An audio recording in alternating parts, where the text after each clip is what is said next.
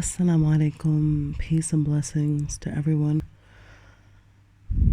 It's about 2 something in the morning here in Indonesia, in Bali, in Ubud.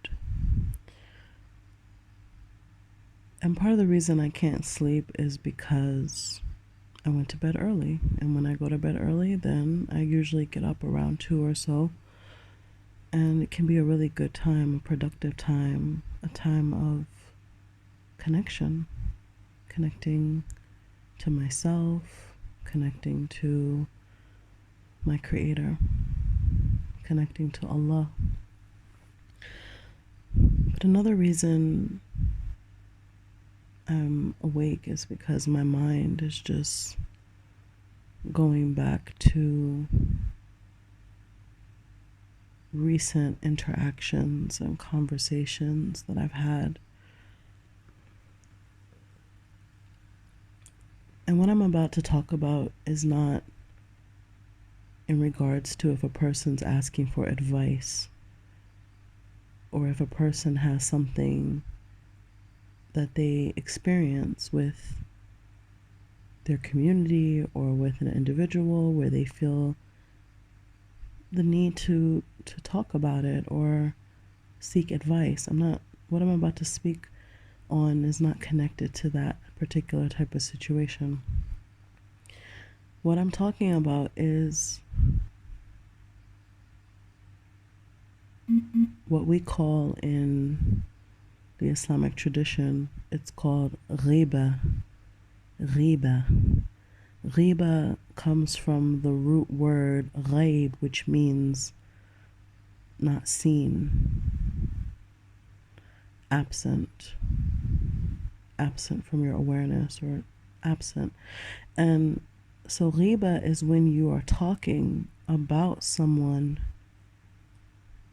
and they're not there. You don't see them. They're not present. And it's talking about someone in a way that they would not like to be talked about if they were listening to what you were saying. And I find that the closer sometimes people get with one another, whether it's people who are partners, husbands and wives, just good friends, it's that familiarity that sometimes leads people to feel comfortable to talk about other people. And at times it's just not necessary. See, my mistake, or one of my mistakes, has been that usually I will express whatever I want to say to a person. And so at times I may express something that other people have already said behind the person's back, but I will just say it straight to the person, or in a way where, in a way that is just at least a little bit more direct. And that hasn't really been an issue for me recently, but I'm just noticing that,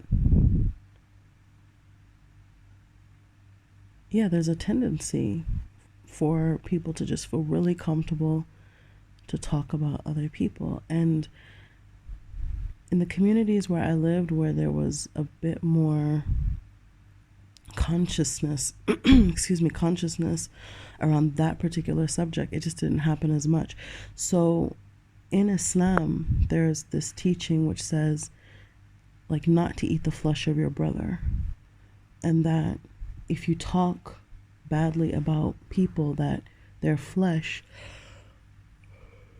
it's as if you're eating their flesh in the spiritual world, like in the world that we cannot see. What we do manifests in a different way in other realms. And so on the day when their souls are coming back to, well, not the souls, but when we come back to life and we're all going to come into balance, like everything that we've done in this world, it's going to be balanced out on that day. then the person who used to love to speak about other people in a way that's not good, or in a way that that person would not have liked, they will be presented the flesh of their brother.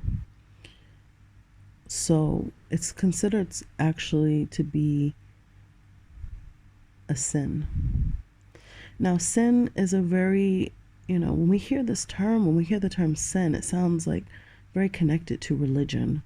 And most people in these times are saying, I'm not religious. I don't believe in religion. And they say usually most of the rhetoric that we hear about religion, the rhetoric that we've been told through media and movies and really good universities and all of that. Because just as there's an agenda or historically there was an agenda to push people toward some blind faith, there's been agendas that are pushing people away from believing in any concept of divine guidance. But that's on a tangent.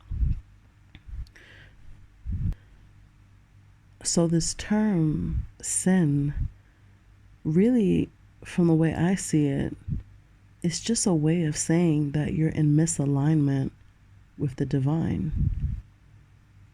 I don't really use the word God much, but just for the sake of what most people are used to, it misaligns you with God. It misaligns you with Allah. It misaligns you with the most beautiful, powerful, nurturing, loving, all knowledgeable, all aware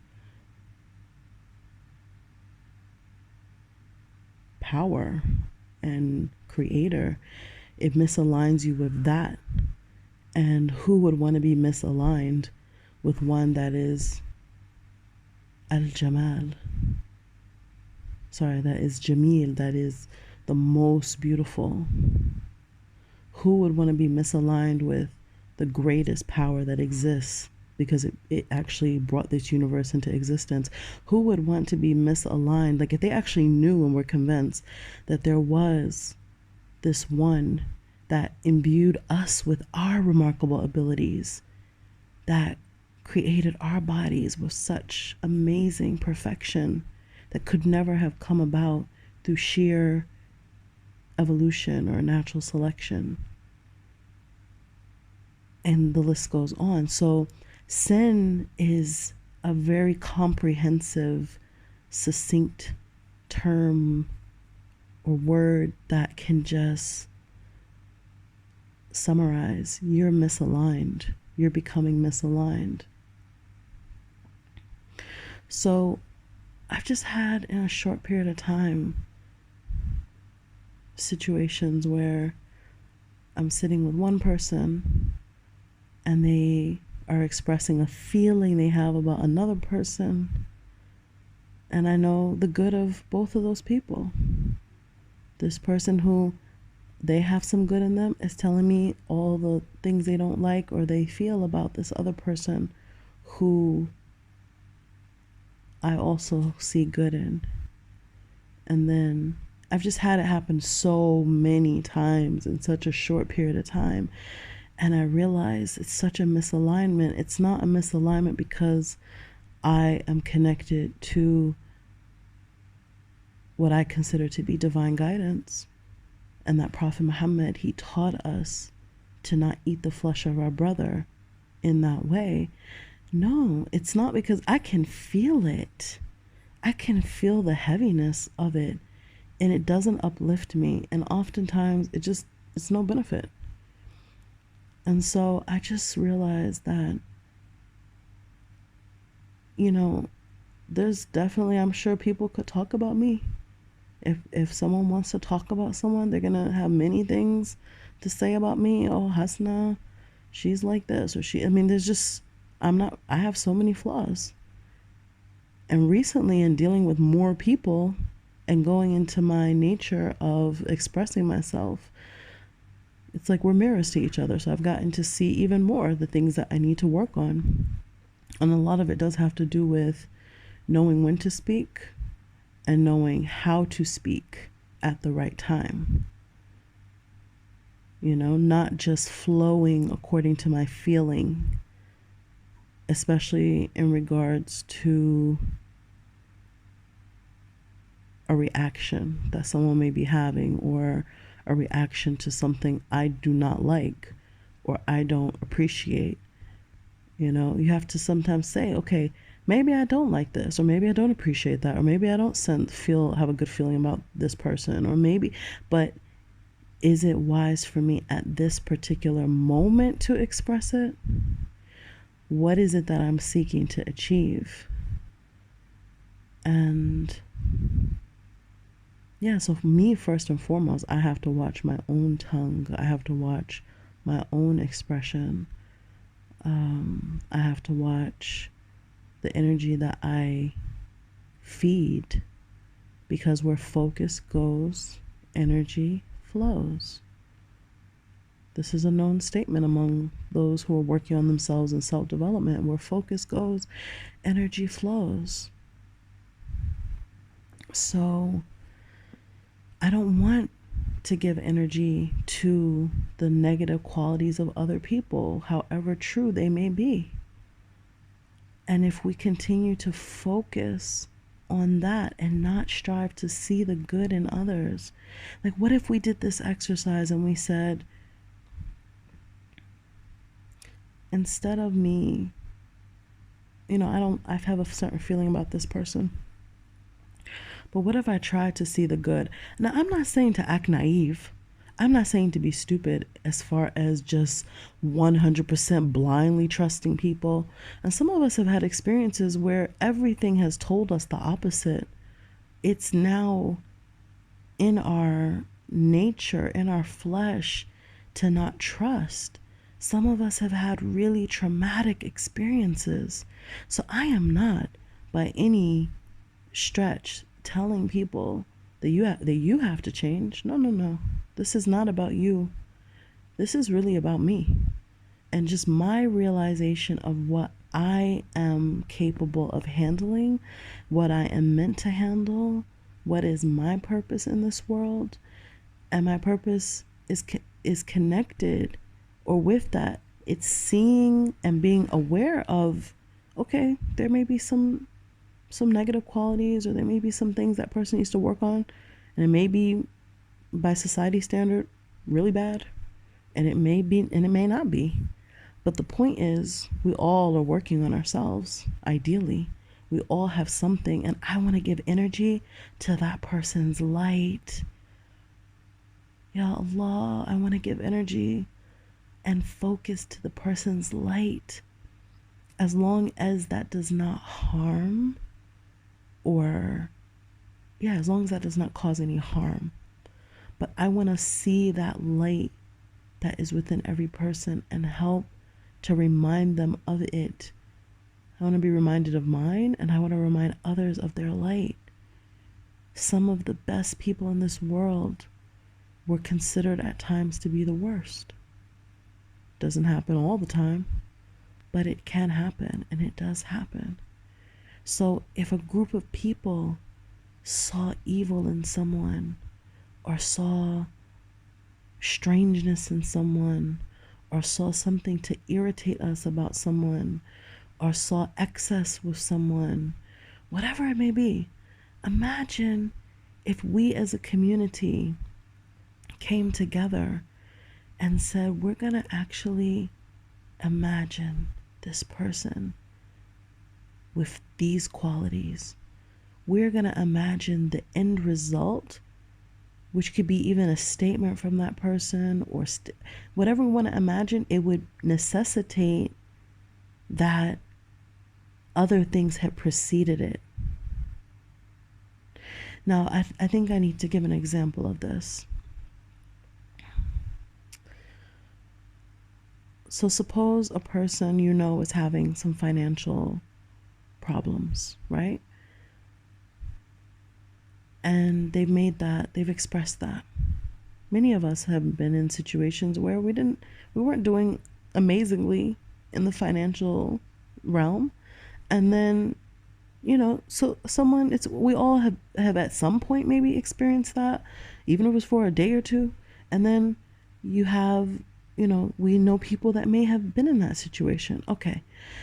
So imagine if we all came together and imagine that this person said, I don't know, that they acquired a home that they wanted, or they are, how do I say, they are in a, they come to us and they're like, yeah, I'm just using a basic example, like a car or a house or something like that, even though that's not, doesn't have to be the determination of wealth. But we could just imagine that person saying, yeah, I just got this beautiful Jaguar. It's just so beautiful. And I want to take you for a ride in it, whatever it is. Or this person's just saying, like, I feel so comfortable right now. Or we imagine them in this beautiful home. Whatever it is that's attached to prosperity, what if we as a community actually meditated with that vision, with that image in our minds? We would create that for that person. We would co-create and assist that reality for that person. It's like when you really love someone and you pray for them, or we say make dua for them. There's people that have been in my life and it's like, yeah, maybe the connection is not meant to be what we thought it would be, for example. But do I want good for this person? Do I want good for them? Or is it just about me? What can I benefit? What can I get? What can I obtain? How does it feed my wants, my needs, my desires, me? Okay. And now, what if instead we said, well, what does this person need in their life? And I just prayed for that person, and I just see them in a goodly state. I see them being their highest self. This is my purpose. This is connected to my purpose. So I'm going to be striving to be extra vigilant about where I place my energy, and to make sure that it is in alignment with the divine, making sure that it's something that is pleasing to Allah. Everything that Allah loves and is pleased with puts us in alignment. And when we're not in alignment, whether we believe in Allah or not, whether we believe in a creator or not, when we are out of alignment, we're going to feel it. We're going to be depressed. We're going to be miserable. We're going to start having health issues. I mean, even something as simple as, yeah, some people don't want to be connected with anything in religion. And yet, I mean, even when it comes to this world of pornography and the side effects that young men are suffering from, PIDE, porn-induced erectile dysfunction, where you're a young man and you can't even have sex properly because you've been wiring your brain the wrong way.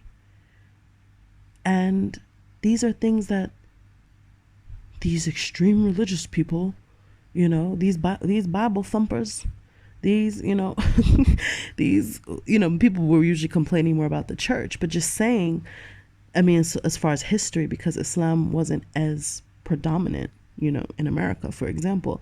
But these religious people, they don't want us to have fun. They don't want us to have fun. So leave us, let us watch our porn, let us masturbate all day long. Let us do all that. What's wrong with that? And now everybody knows what's wrong with it. And all the evolved men that I've come across, this is just normal, where they just, we don't look at that anymore.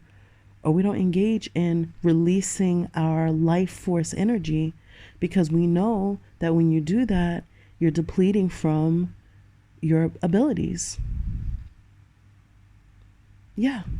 So, and that's a different discussion, but my point is, I'm going to wrap this up.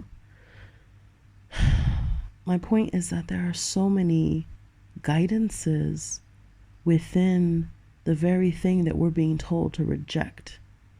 There is so much light and so much benefit connected, and I'm going to be specific, and connected to the Quranic texts, that many of you, if you've heard the recitation, have felt the benefit. And like I've said in a recent post, that's just the beginning. That's just the beginning. And for me, the Quran is not just this separate, autonomous revelation. It is a continuation of what all of the beautiful, blessed prophets were given previously, that sadly, due to satanic influence and due to agendas, was changed and manipulated and altered. The original followers of Buddha never made statues of him, never bowed down to those statues. The original followers of Jesus never said that he was God. And this is not coming from a biased perspective. This is not, oh, she's Muslim, so of course she's going to say that. No, this is just history. My friend went to it wasn't exactly Vipassana, but it was like that. And the monk said to her, when this emperor came, I don't know if he was from Rome or where he was from, and how he's the one that introduced, made an idol, became Buddhist, made an idol, and then introduced that to the religion. Or they don't want to call it religion, but yeah, introduce that to the teachings. So we have to question, we have to trace. Well, at least those who are in alignment with me, that's what we have to do. Whoever's not in alignment, mastalama, bye, it's okay, no problem. Go where you are aligned. It's okay. It's no issue, no hard feelings whatsoever. But for those who are aligned with what I'm talking about, we have to trace. We have to trace the lineage of our thinking. We have to trace the lineage of indoctrinations. And I never tell people to 100% believe what I'm saying, or blindly follow anything I'm saying. I tell people to go back and direct it to source, direct it to this nurturing, loving creator. Direct it back to Allah. Experiment with prayer. You can't sleep. You're on your own. You've just finished your meditation. Experiment with asking. Oh, I was listening to this woman, this girl, this soul, Hasna. She was telling me, she was talking about you. If you hear me, if you have guidance for me, give it to me. If there's good in this world, in this existence that I don't know about, open my heart to that good. Open my heart to that good. If there's something that's not good for my soul that I'm doing, make it clear to me. If there's something that's not good for my eternal existence, make it clear to me. If there's some misconceptions that I have, make that clear to me. If there's some things that I'm doing that, are just not, that I need to work on, I'm having a hard time, make it easy for me. Establish a relationship. Establish a connection through talking, through speaking. Because Allah can hear you. Allah is there for you. And we have been robbed of the purest awareness.